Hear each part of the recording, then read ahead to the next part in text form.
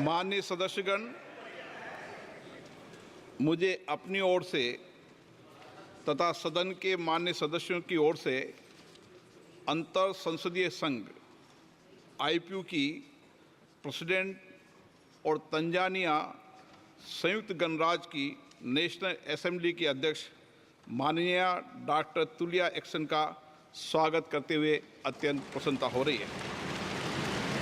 वे हमारी सम्मानित अतिथि के रूप में भारत की आधिकारिक यात्रा पर आई है। ये हमारे लिए खुशी की बात है कि डॉक्टर एक्सन बजट सत्र को देखने के लिए यहाँ उपस्थित है। माननीय डॉक्टर तुलिया एक्सन शुक्रवार दिनांक 19 जुलाई 2024 को भारत पहुंची। उन्होंने 21 जुलाई 2024 को आगरा का भ्रमण किया और इस समय वह विशेष बॉक्स में आसीन है।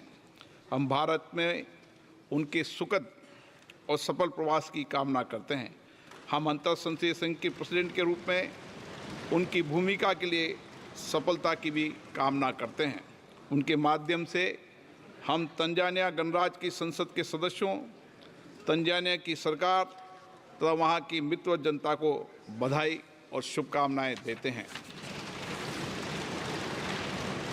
माननीय सदस्यगण, जैसा कि आपको समाचार भाग 2 के माध्यम से पहले ही सूचित किया जा चुका है कि माननीय वित्त मंत्री जी के बजट भाषण की प्रतियां हार्ड कॉपी के रूप में उपलब्ध कराई जाएगी। अतः बजट प्रस्तुत हो जाने के पश्चात माननीय सदस्य कृपया बजट भाषण की अपनी अपनी प्रति प्रकाशन काउंटर से प्राप्त कर लें। आपको ये भी सूचित किया जाता है कि माननीय मंत्री द्वारा बजट प्रस्तुत किए जाने के पश्चात बजट की प्रतियां आपको मेंबर्स पोर्टल के माध्यम से भी उपलब्ध करा दी जाएगी। माननीय वित्त मंत्री Shrimati Nirmala Sitharaman.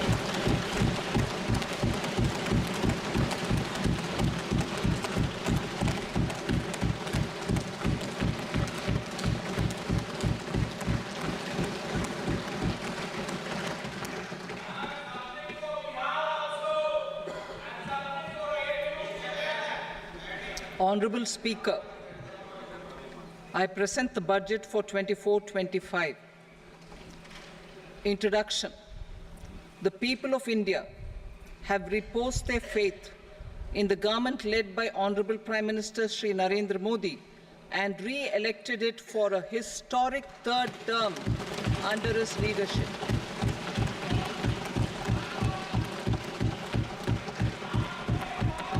We are grateful for their support, faith, and trust in our policies. We are determined to ensure that all Indians, regardless of religion, caste, gender, and age, make substantial progress in realizing their life goals and aspirations. Global context. The global economy, while performing better than expected, is still in the grip of policy uncertainties. Elevated asset prices, political uncertainties, and shipping disruptions continue to pose significant downside risks for growth and upside risks to inflation. In this context, India's economic growth continues to be the shining exception and will remain so in the years ahead.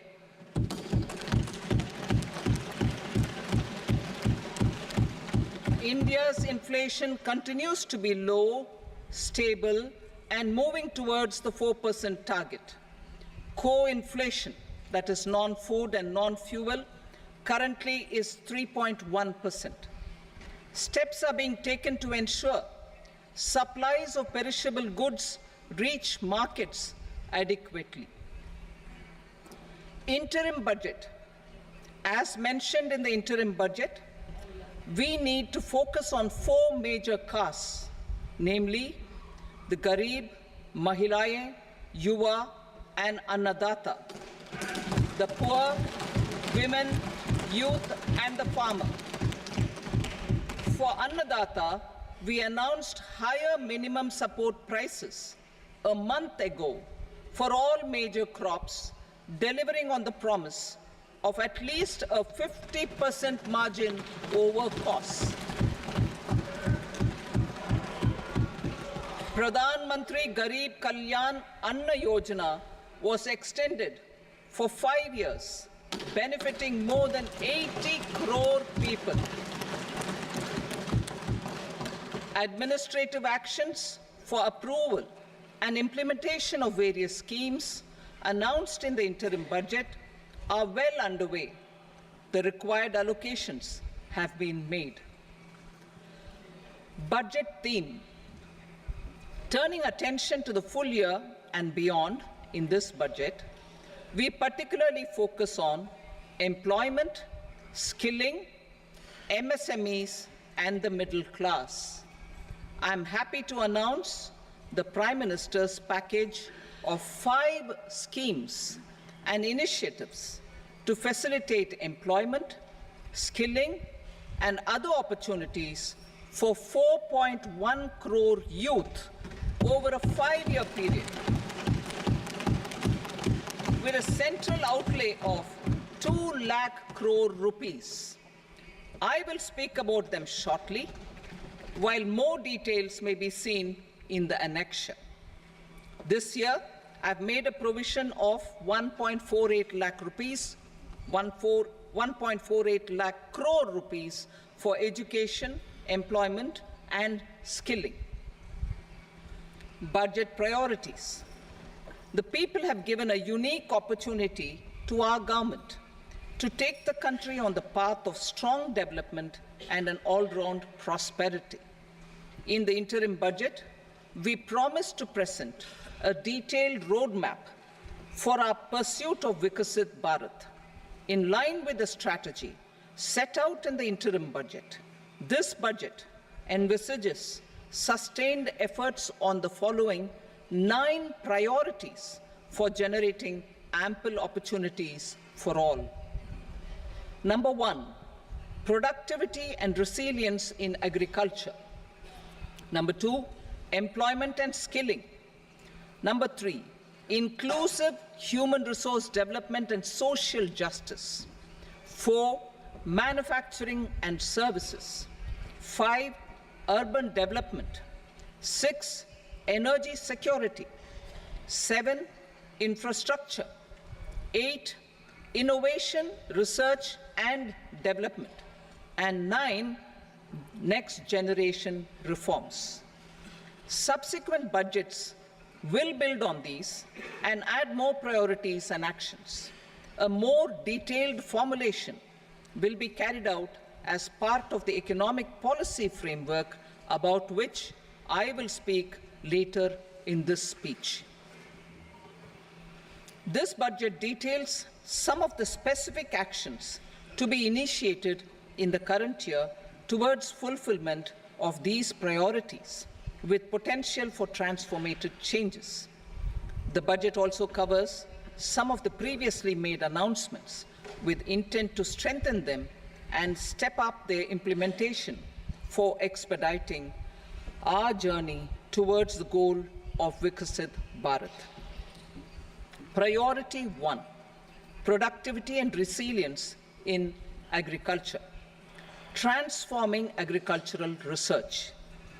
Our government will undertake a comprehensive review of the agricultural research setup to bring the focus on raising productivity and developing climate-resilient varieties. Funding will be provided in challenge mode, including to the private sector. Domain experts, both from the government and outside, will oversee the conduct of such research. Release of new varieties. New 109 high-yielding and climate-resilient varieties of 32 field and horticultural crops will be released for cultivation by farmers. Natural farming. In the next 2 years, 1 crore farmers across the country will be initiated into natural farming, supported by certification and branding. Implementation will be through scientific institutions and willing gram panchayats. 10,000 need-based bio-input resource centers will be established. Missions for pulses and oilseeds. For achieving self-sufficiency in pulses and oilseeds, we will strengthen their production, storage, and marketing. As announced in the interim budget, a strategy is being put in place to achieve Atmanirbharta for oilseeds such as mustard, groundnut, sesame, soybean, and sunflower. Vegetable production and supply chains. Large-scale clusters for vegetable production will be developed closer to major consumption centers. We will promote farmer-producer organizations, cooperatives, and startups for vegetable supply chains, including for collection and storage and marketing. Digital public infrastructure for agriculture. Buoyed by the success of the pilot project, our government, in partnership with the states, will facilitate the implementation of the digital public infrastructure in agriculture for coverage of farmers and their lands in 3 years. During this year, digital crop survey for Kharif using the DPI will be taken up in 400 districts. The details of 6 crore farmers and their lands will be brought into the farmer and land registries. Further, the issuance of Jan Samarth-based Kisan credit cards will be enabled in 5 states. Shrimp production and export. Financial support for setting up a network of nucleus breeding centers for shrimp brood stocks will be provided. Financing for shrimp farming, processing, and export will be facilitated through NABARD. National cooperation policy. Our government will bring out a national cooperation policy for systematic, orderly, and all-round development of the cooperative sector, fast-tracking growth of rural economy and generation of employment opportunities on a large scale will be the policy goal. This year, I have made a provision of 1.52 lakh crore rupees for agriculture and allied sectors.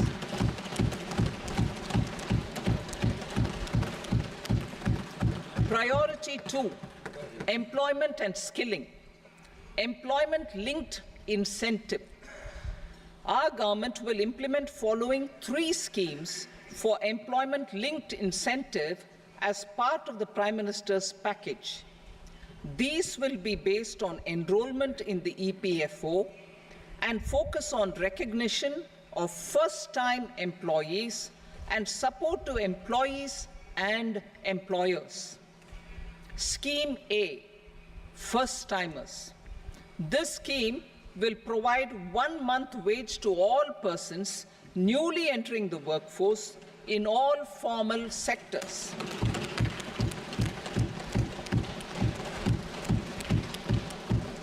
Direct benefit transfer of 1 month's salary in 3 installments to first-time employees as registered in the EPFO will be up to 15,000 rupees. The eligibility limit will be a salary of 1 lakh per month. The scheme is expected to benefit 210 lakh youths.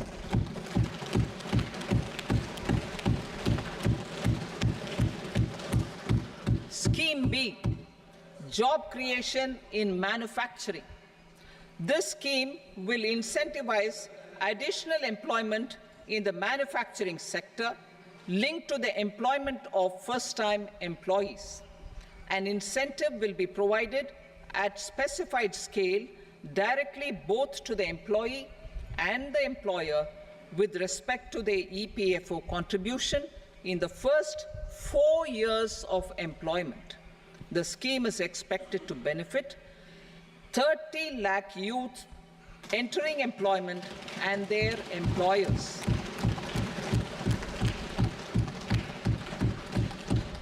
Scheme C, support to employers. This employer-focused scheme will cover additional employment in all sectors. All additional employment within a salary of 1 lakh rupee per month will be counted. The government will reimburse to employers up to 3,000 rupees per month for 2 years towards their EPFO contribution for each additional employee. The scheme is expected to incentivize additional employment of 50 lakh persons.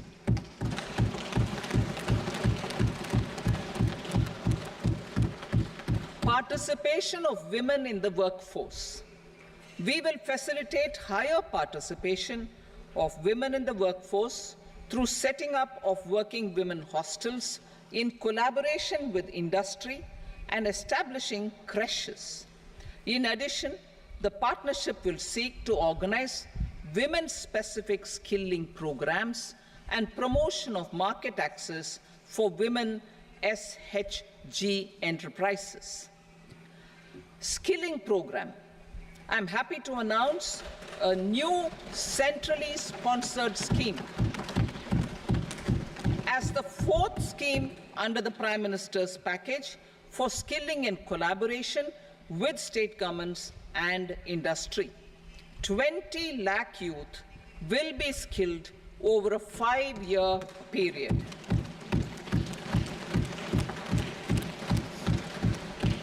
"1,000 industrial training institutes will be upgraded in hub and spoke arrangements with outcome orientation. Course content and design will be aligned to the skill needs of industry, and new courses will be introduced for emerging needs." Skilling loans.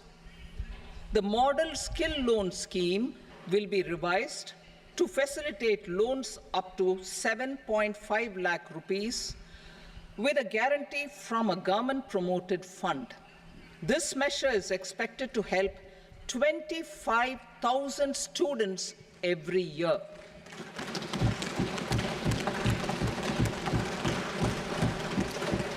Education loans. For helping our youth who have not been eligible for any benefit under government schemes and policies, I am happy to announce a financial support for loans up to 10 lakh rupees for higher education in domestic institutions.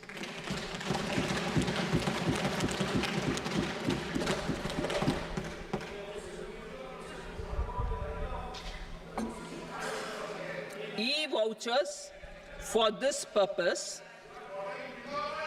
E-vouchers for this purpose will be given directly to 1 lakh students every year for annual interest subvention of 3% of the loan amount. Priority 3, inclusive human resource development and social justice. Saturation approach.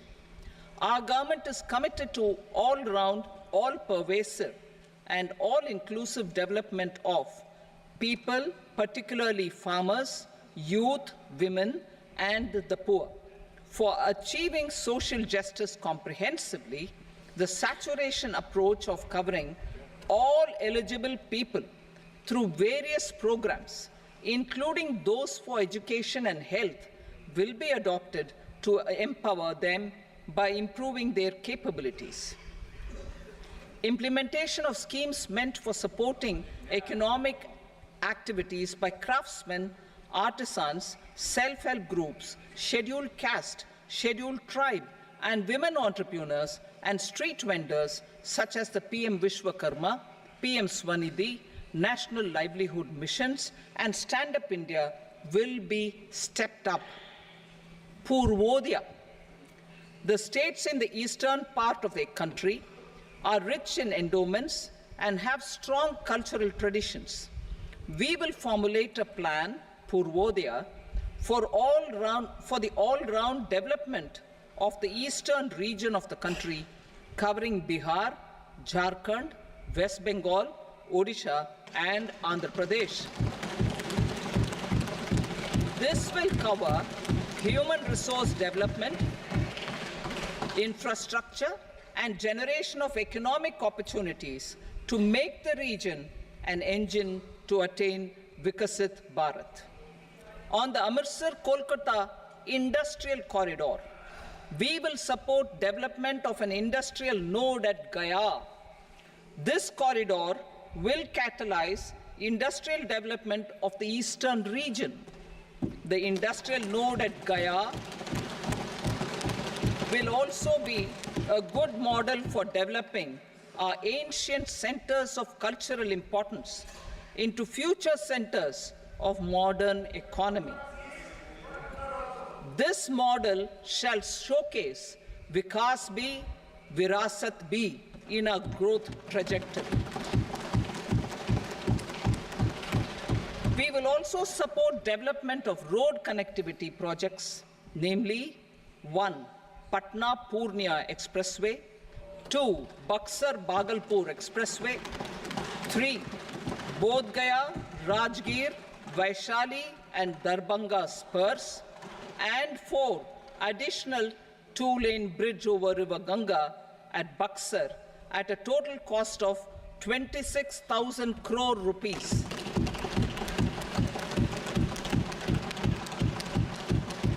Power projects, including setting up of a new 2,400 megawatt power plant at Pir Painti, will be taken up at a cost of 21,400 crore rupees.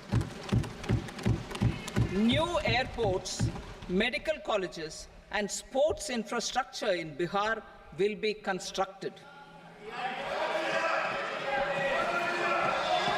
An additional allocation to support capital investments will be provided. The requests of Bihar government for external assistance from multilateral development banks will be expedited.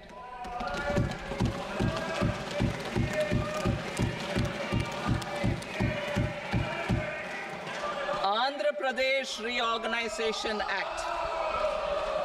Our government has made concerted efforts to fulfill the commitments in Andhra Pradesh Reorganization Act.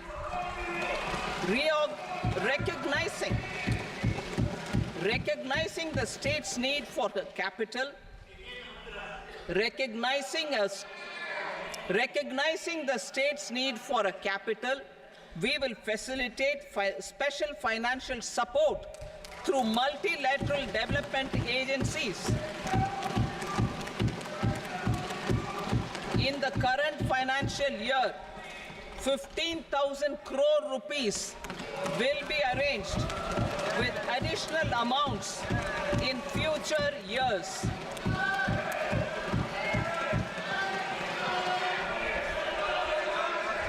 Our government is fully committed to financing and early completion of the Polavaram irrigation project, which is the lifeline for Andhra Pradesh and its farmers. This will facilitate our country's food security as well. Under the Andhra Pradesh Reorganization Act, for promoting industrial development, funds will be provided for essential infrastructure such as water, power, railways, and roads. In Kopparthi node on the Visakhapatnam-Chennai Industrial Corridor and Varavakal node on the Hyderabad-Bangalore Industrial Corridor. An additional allocation will be provided this year towards capital investment for economic growth. Grants for backward regions of Rayalaseema, Prakasham, North Coastal Andhra, as stated in the Act, will be provided. PM Awas Yojana. 3 crore additional houses under the PM Awas Yojana in rural and urban areas in the country have been announced, for which the necessary allocations are being made. Women-led development. For promoting women-led development, the budget carries an allocation of more than 3 lakh crore for schemes benefiting women and girls. This signals our government's commitment for enhancing women's role in economic development. Pradhan Mantri Janjatiya Unnat Gram Abhiyan. For improving the socio-economic condition of tribal communities, we will launch the Pradhan Mantri Janjatiya Unnat Gram Abhiyan by adopting saturation coverage for tribal families in tribal majority villages and aspirational districts.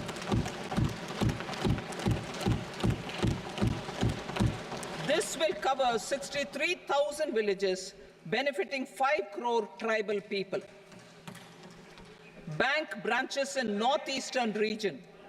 More than 100 branches of India Post Payment Bank will be set up in the northeast region to expand the banking services.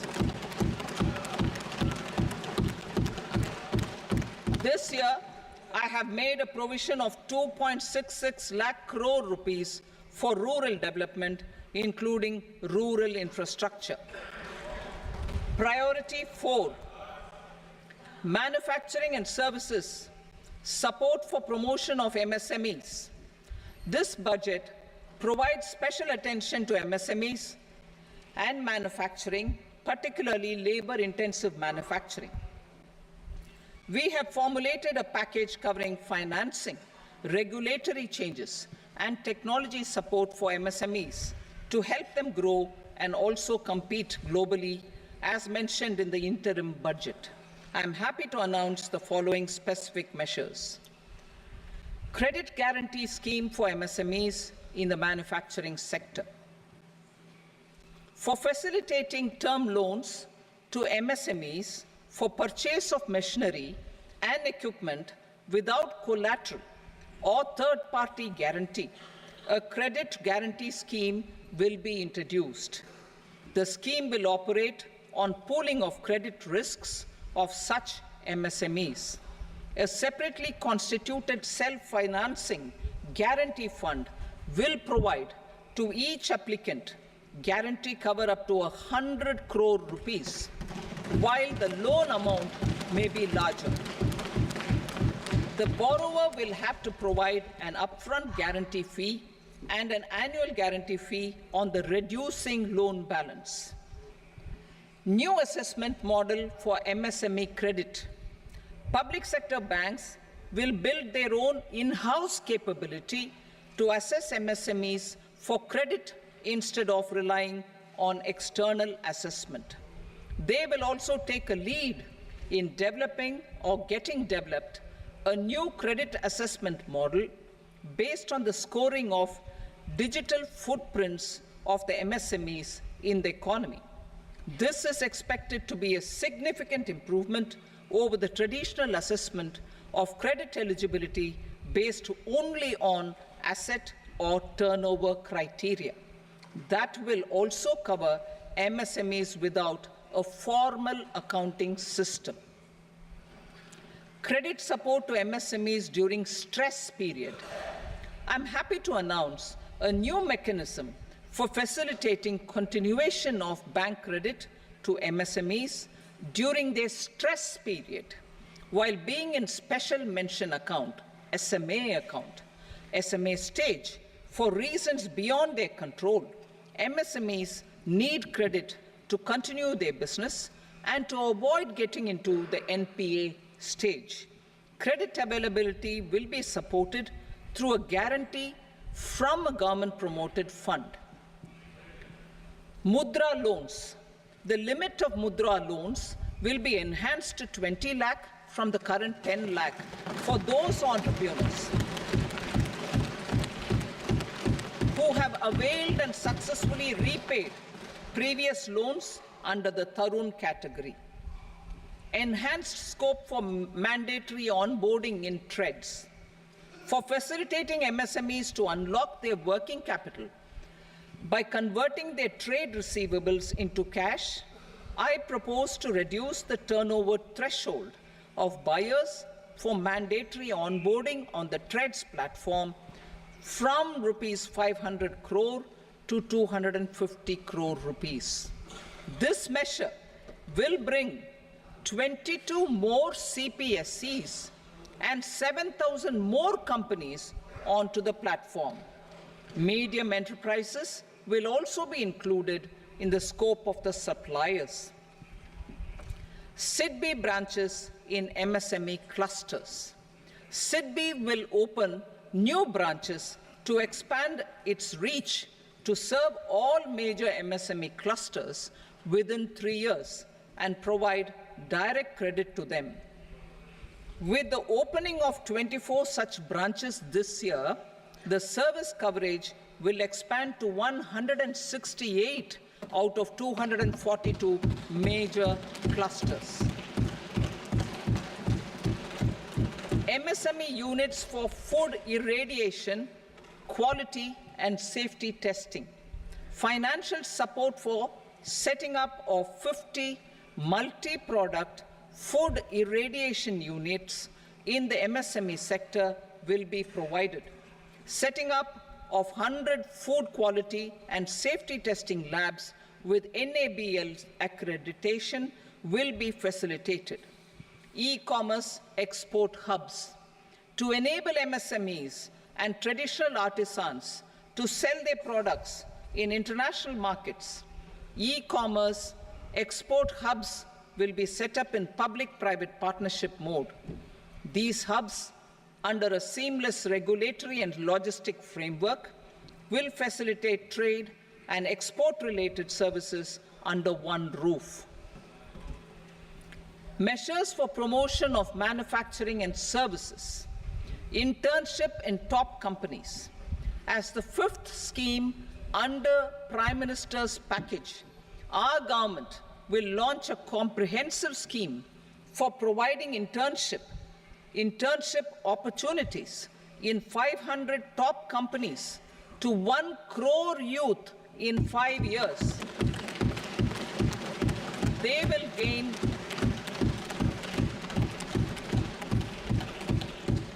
will gain exposure for 12 months to real-life business environment, varied professions, and employment opportunities. An internship allowance of 5,000 per month, 5,000 rupees per month, along with a one-time assistance of 6,000 rupees will be provided. Companies will be expected to bear the training cost and 10% of their internship cost from their CSR funds. Industrial parks. Our government will facilitate development of investment-ready, plug-and-play industrial parks with complete infrastructure in or near 100 cities in partnership with the states and private sector by better using town planning schemes. 12 industrial parks under the National Industrial Corridor Development Program also will be sanctioned.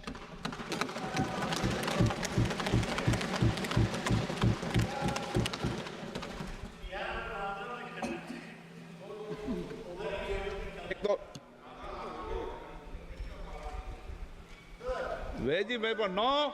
Please, बैठिए.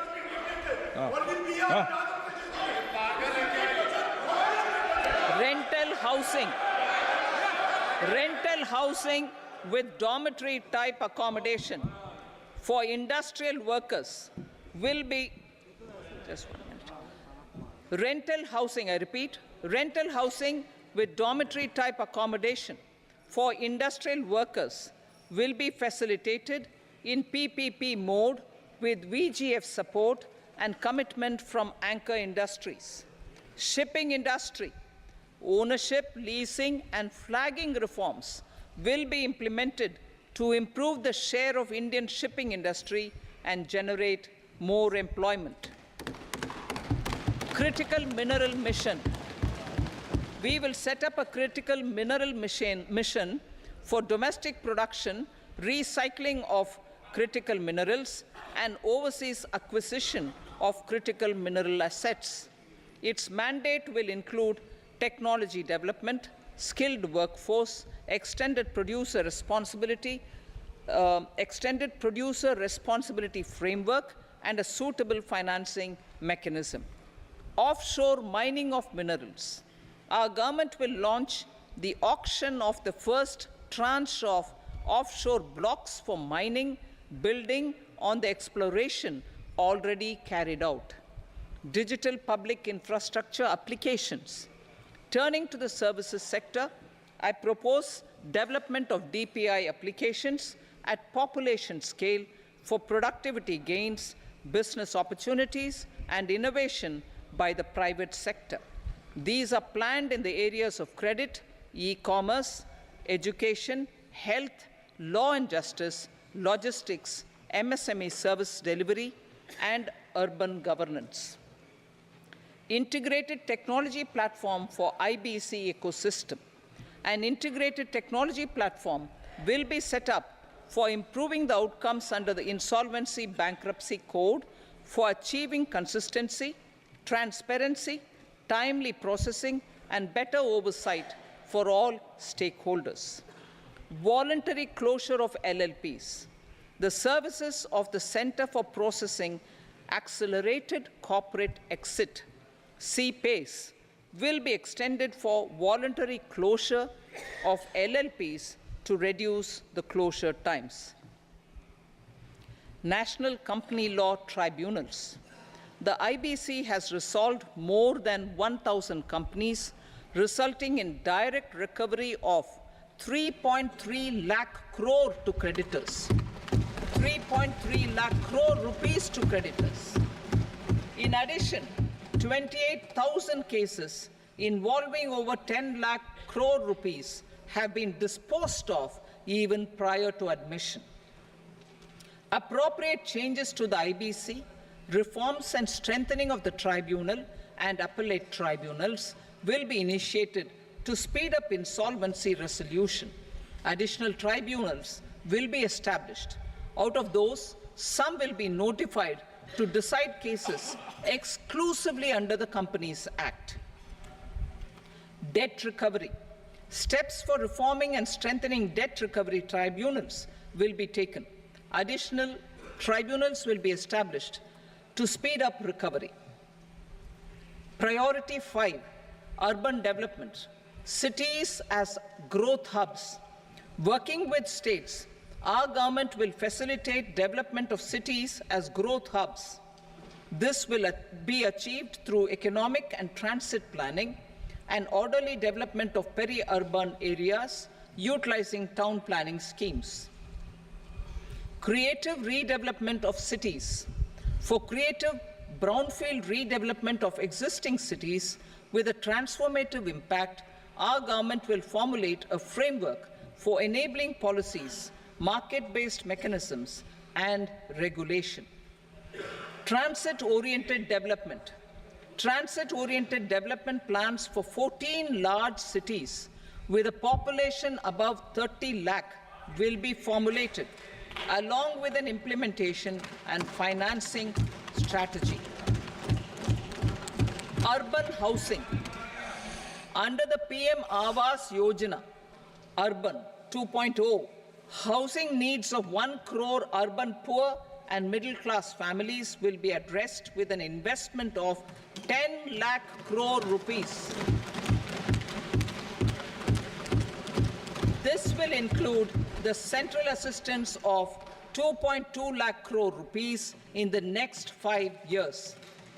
A provision of interest subsidy to facilitate loans at affordable rates is also envisaged. Efficient and transparent rental housing Transparent rental housing markets with enhanced availability will also be put in place. Water supply and sanitation. In partnership with state governments and multilateral development banks, we will promote water supply, sewage treatments, and solid waste management projects and services for 100 large cities through bankable projects. These projects will also envisage use of treated water for irrigation and filling up of tanks in nearby areas. Street markets. Building on the success of PM Swanidhi scheme in transforming the lives of street vendors, our government envisions a scheme to support each year over the next 5 years the development of 100 weekly hearts or street food hubs in select cities.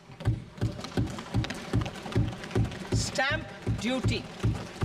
We will encourage states which continue to charge high stamp duty to moderate the rates for all and also consider further lowering duties for properties purchased by women. This reform will be made an essential component of urban development schemes. Priority 6, energy security, energy transition. In the interim budget, I had announced our strategy to sustain high and more resource-efficient economic growth, along with the energy security in terms of availability, accessibility, and affordability. We will bring out a policy document on appropriate energy transition pathways that balances the imperatives of employment, growth, and environmental sustainability. PM Surya Ghar Muft Bijli Yojana. PM Surya Ghar Muft Bijli Yojana. In line with the announcement in the interim budget,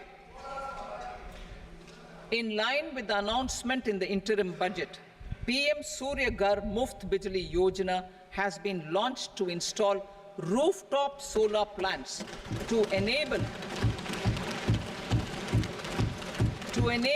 1 crore households obtain free electricity up to 300 units every month.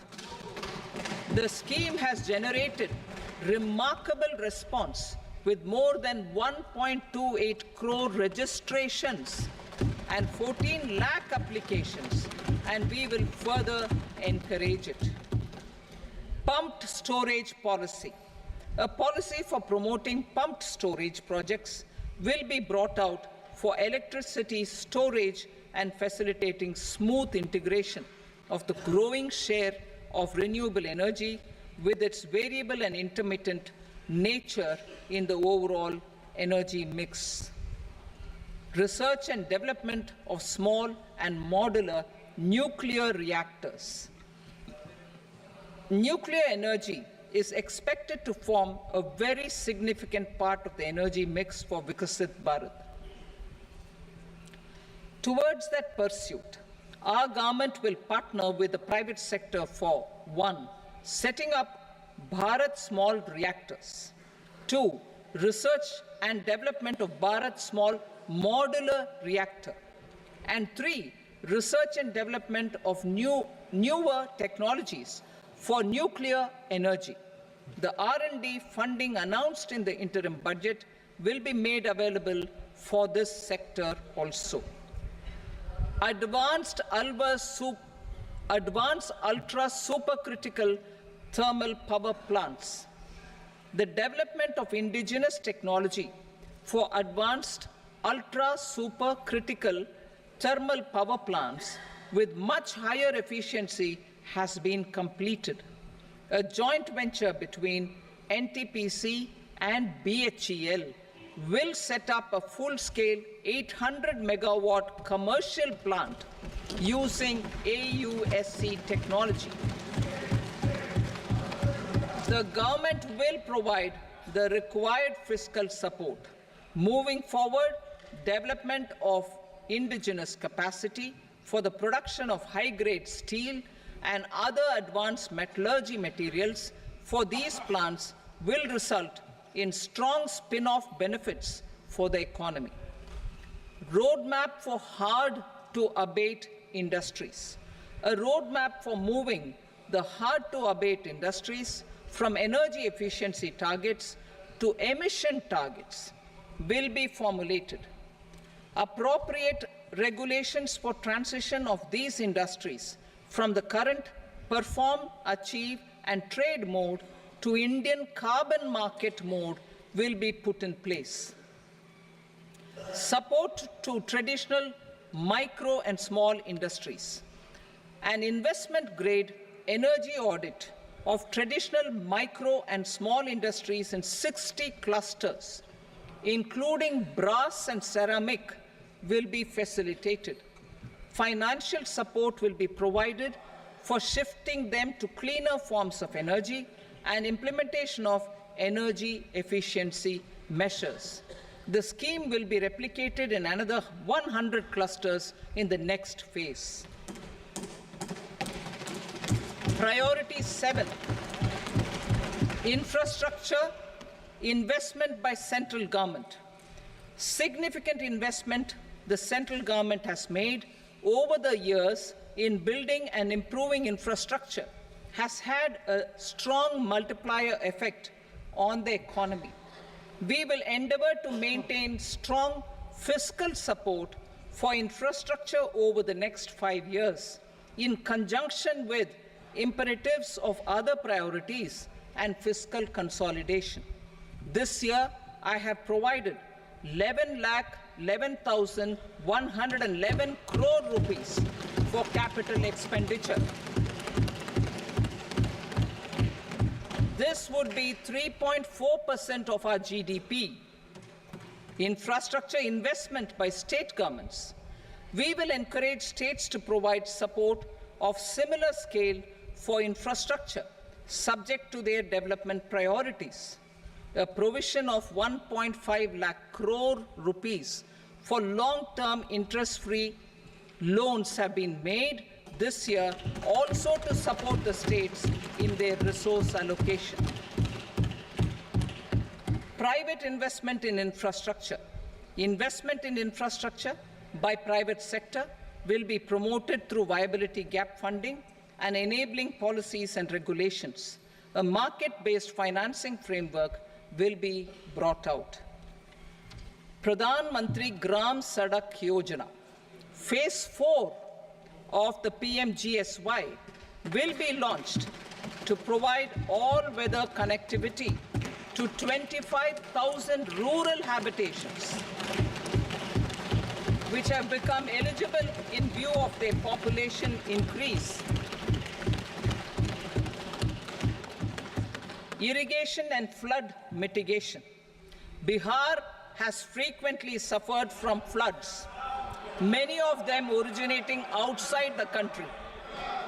Plans to build flood control structures in Nepal are yet to progress.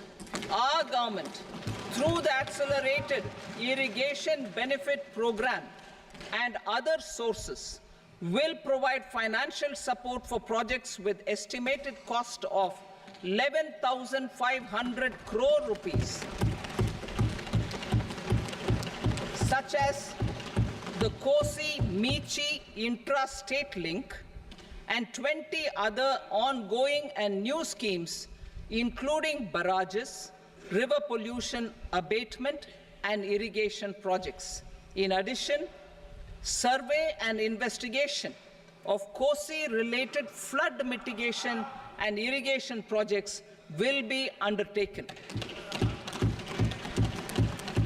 Assam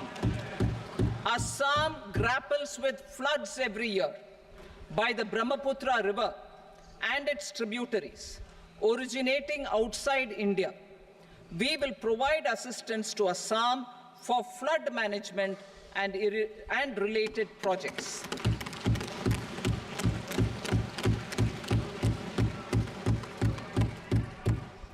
Himachal Pradesh suffered extensive losses due to floods last year. Our government will provide assistance to the state for reconstruction and rehabilitation through multilateral development assistance.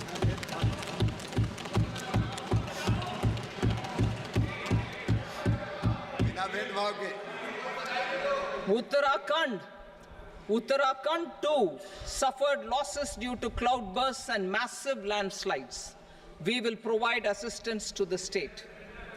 Recently, Sikkim witnessed devastating flash floods and landslides that wreaked havoc across the state. Our government will provide assistance to the state. Tourism. Tourism has always been a part of our civilization. Our efforts in positioning India as a global tourist destination will also create jobs, stimulate investments, and unlock economic opportunities for other sectors. In addition to the measures outlined in the interim budget, I propose the following measures. Vishnupad Temple at Gaya and Mahabodhi Temple at Bodh Gaya in Bihar are of immense spiritual significance. Comprehensive development of Vishnupad Temple corridor and Mahabodhi Temple corridor will be supported, modeled on the successful Kashi Vishwanath Temple corridor to transform them into world-class pilgrim and tourist destinations. Rajgir holds immense religious significance for Hindus, Buddhists, and Jains. The 20th Tirthankara Muniswarata temple in the Jain temple complex is ancient. The Saptarishi, or the 7 hot springs, form a warm water Brahmkund that is sacred. A comprehensive development initiative for Rajgir will be undertaken.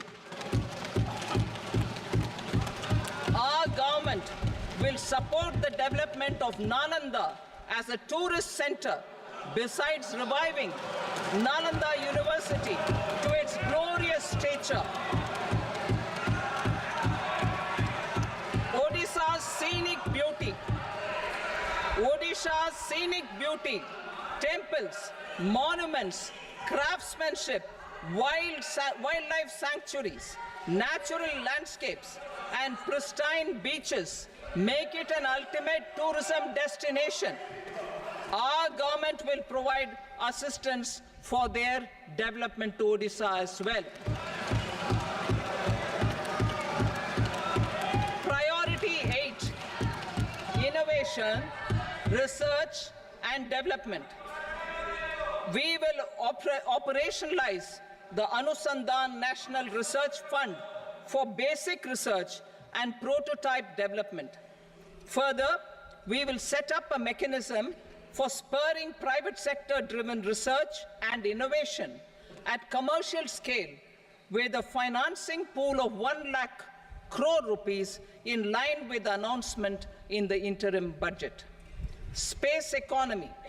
With our continued emphasis on expanding the space economy by 5 times in the next 10 years, a venture capital fund of 1,000 crore rupees will be set up.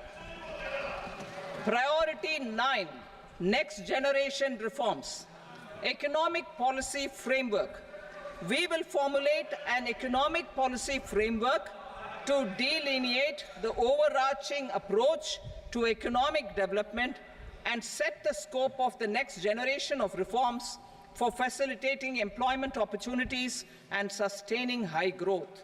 Our government will initiate and incentivize reforms for 1, improving productivity of factors of production, and 2, facilitating markets and sectors to become more efficient. These reforms will cover all factors of production, namely land, labor, capital, and entrepreneurship, and technology as an enabler of improving total factor productivity and bridging inequality.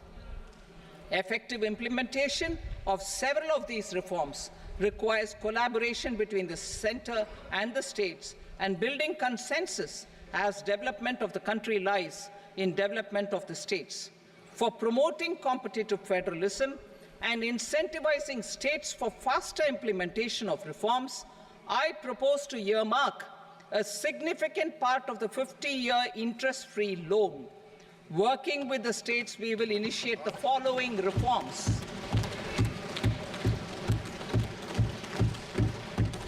Land-related reforms and actions, both in the rural and urban areas, will cover land administration, will cover 1. Land administration, planning and management, and 2. Urban planning usage and building bylaws.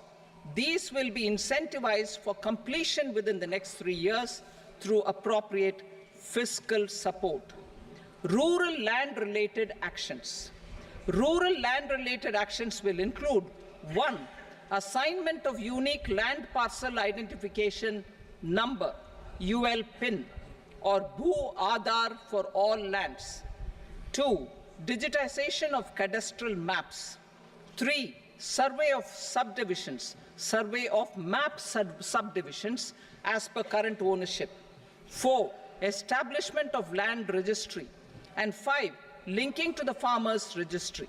These actions will also facilitate credit flow and other agricultural services.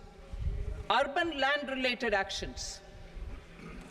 Land records in urban areas will be digitized with GIS mapping. An IT-based system for property record administration, updating, and tax administration will be established. These will also facilitate improving the financial position of urban local bodies. Labor-related reforms. Services to labor. Our government will facilitate the provision of a wide array of services to labor, including those for employment and skilling. A comprehensive integration of e-Shram portal with other portals will facilitate such one-stop solution. Open architecture databases for the rapidly changing labor market, skill requirements, and available job roles, and a mechanism to connect job aspirants with potential employers and skill providers will be covered in these services. Shram Suvidha and Samadhan portal. Shram Suvidha and Samadhan portal will be revamped to enhance ease of compliance for industry and trade. Capital and entrepreneurship-related reforms, financial sector vision and strategy. For meeting financing needs of the economy, our government will bring out a financial sector vision and strategy document to prepare the sector in terms of size, capacity, and skills. This will set the agenda for the next 5 years and guide the work of the government, regulators, financial institutions, and market participants. Taxonomy for climate finance. We will develop taxonomy for climate finance for enhancing the availability of capital for climate adaptation and mitigation. This will support achievement of the country's climate commitments and green transition. Variable capital company structure. We will seek the required legislative approval for providing an efficient and flexible mode for financing leasing of aircrafts and ships and pooled funds of private equity through a variable company structure. Foreign direct investments and overseas investment. The rules and regulations for foreign direct investment and overseas investments will be simplified to 1. Facilitate foreign direct investments, 2. Nudge prioritization, and 3. Promote opportunities for using Indian rupee as a currency for overseas investment. NPS Vatsalya. NPS Vatsalya, a plan for contribution by parents and guardians for minors will be started. On attaining the age of majority, the plan can be converted seamlessly into a normal NPS account. Use of technology. We have successfully used technology for improving productivity and bridging inequality in our economy during the past 10 years. Public investment in digital infrastructure and innovations by the private sector have helped in improving access of all citizens, particularly the common people, to market resources, education, health and services. We will step up adoption of technology towards digitalization of the economy. Ease of doing business. For enhancing ease of doing business, we are already working on the Jan Vishwas Bill 2.0. Further, states will be incentivized for implementation of the business reforms, action plans, and digitalization. Data and statistics. For improving data governance, collection, processing and management of data and statistics, different sectoral databases, including those established under the Digital India Mission, will be utilized with active use of technology tools. New pension scheme. The committee to review the NPS has made considerable progress in its work. I am happy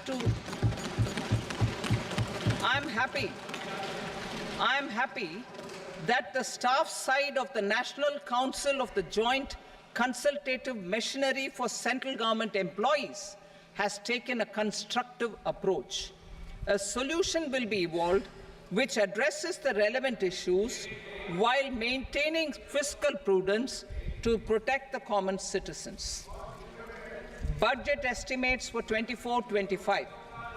For the year 24-25, total receipts other than borrowings and the total expenditure are estimated at 32.07 lakh crore rupees and 48.21 lakh crore rupees respectively.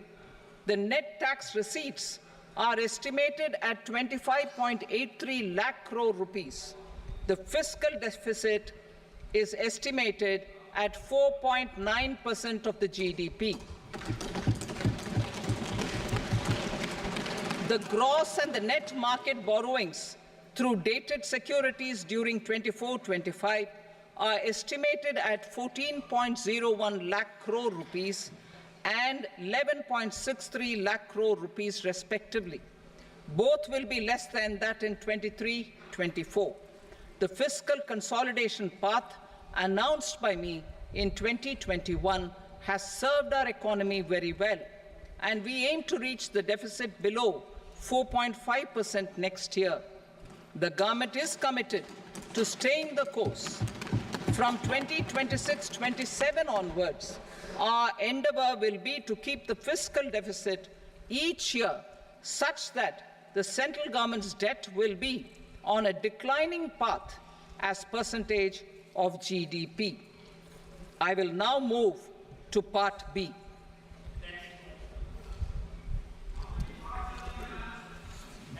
Indirect taxes. Sir, I start with GST. It has decreased tax incidence on the common man, reduced compliance burden and logistics cost for trade and industry, and enhanced revenues of the central and the state governments.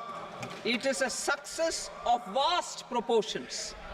To multiply the benefits of GST, we will strive to further simplify and rationalize the tax structure and endeavor to expand it to the remaining sectors. My proposals for customs duties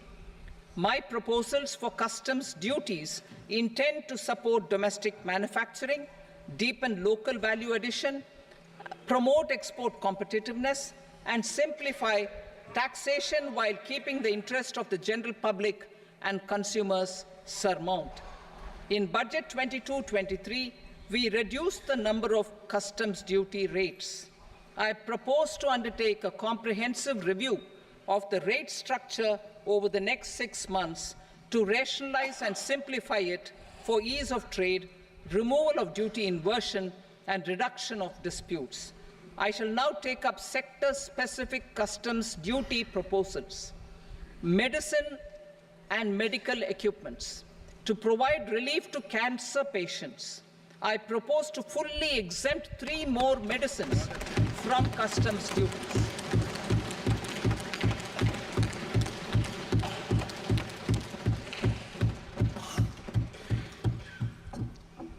I also propose changes in the BCD on X-ray tubes and flat panel detectors for use in medical X-ray machines under the phased manufacturing program so as to synchronize them with the domestic capacity addition. Mobile phone and related parts. With a 3-fold increase in domestic production and almost a 100-fold jump in exports of mobile phones over the last 6 years, the Indian mobile industry has matured. In the interest of consumers, I now propose to reduce the BCD on mobile phone, mobile PCBA, and mobile charger to 15%. Critical minerals. Minerals such as lithium, copper, cobalt, and rare earth elements are critical for sectors like nuclear energy, renewable energy, space, defense, telecommunications, and high-tech electronics.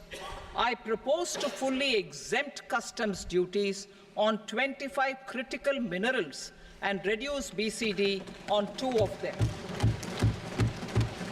This will provide a major fillip to the processing and refining of such minerals and help secure their availability for these strategic and important sectors. Solar energy. Energy transition is critical in the fight against climate change.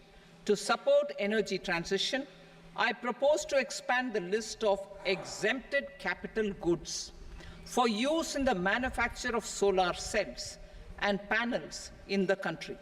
Further, in view of sufficient domestic manufacturing capacity of solar gas, glass, and tinned copper interconnect, I propose not to extend the exemption of custom duties provided to them. Marine products. India's seafood exports in the last financial year touched an all-time high of more than 60,000 crores of rupees. Frozen shrimp accounted for about 2/3 of these exports. To enhance their competitiveness, I propose to reduce BCD on certain broodstock, polychaete worms, shrimp, and fish feed to 5%. I also propose to exempt customs duty on various inputs for manufacture of shrimp and fish feed. Leather and textile. Similarly, to enhance the competitiveness of exports in the leather and textile sectors, I propose to reduce BCD on real down-filling material from duck or goose. I am also making additions to the list of exempted goods for manufacture of leather and textile garments, footwear, and other leather articles for export. To rectify inversion in duty, I propose to reduce BCD subject to conditions on methylene diphenyl diisocyanate, MDI, for manufacture of spandex yarn from 7.5 to 5%. Furthermore, the export duty structure on raw hides, skin, and leather is proposed to be simplified and rationalized. Precious metals. To enhance domestic value addition in gold and precious metal jewelry in the country, I propose to reduce customs duties on gold and silver to 6% and that of platinum to 6.4%. Other metals. Steel and copper are important raw materials. To reduce their cost of production, I propose to remove the BCD on ferronickel and blister copper. I am also continuing with nil BCD on ferrous scrap and nickel cathode and concessional BCD of 2.5% on copper scrap. Electronics. To increase value addition in the domestic electronics industry, I propose to remove the BCD subject to conditions on oxygen-free copper for manufacture of resistors. I also propose to exempt certain parts for manufacture of connectors. Chemicals and petrochemicals. To support existing and new capacities in the pipeline, I propose to increase the BCD on ammonium nitrate from 7.5% to 10%. Plastics. PVC flex banners are non-biodegradable and hazardous for environment and health. To curb their imports, I propose to raise the BCD on them from 10 to 25%. Telecommunication equipment. To incentivize domestic